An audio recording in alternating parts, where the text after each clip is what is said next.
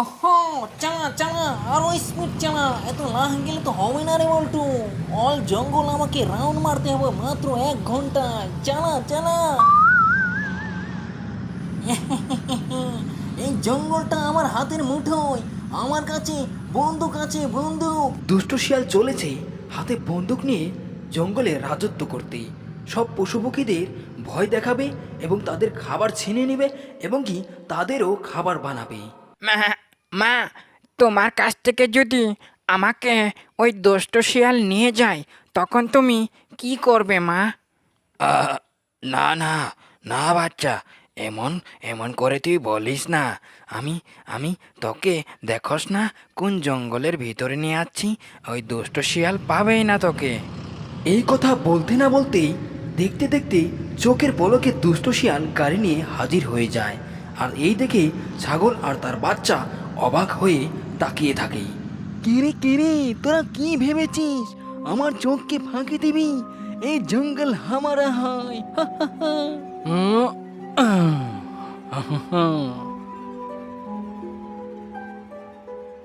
মা মা, আমাকে বাঁচাও, বাঁচাও মা, আমাকে বাঁচাও। ওই দুষ্ট শিয়াল, আমার বাচ্চাকে নিয়ে যাস না তুই। এত বড় নিষ্ঠুর হোস না, তুই হোস না। এইভাবে দিনের পর দিন দুষ্ট শিয়ালের গুন্ডামি বেরিয়েই থাকে, দিনের পর দিন রাজত্ব করতেই থাকে।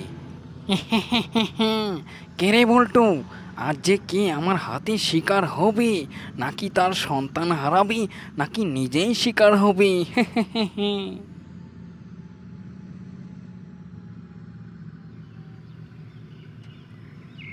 জানি না আমার কিরকম যেন লাগছে। এই দুষ্ট শিয়ালের ভয়ে কতদিন আর লুকিয়ে থাকবো? আমি কি আমার সন্তানকে মানুষ করতে পারবো? জানি না কি হয়। পেয়ে গেছি, পেয়ে গেছি, এই যে পেয়ে গেছি শিকার।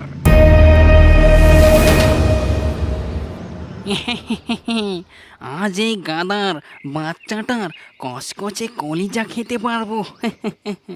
ও আজকের খাবারটা বেশ দারুণ হবে।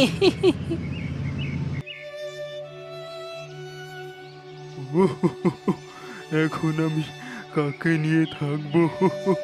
আমার সব হারিয়ে গেল। এইভাবে দুষ্ট শিয়ালের দিনের পর দিন তার দুষ্টুমি বাড়তেই থাকে আর বাড়তেই থাকে।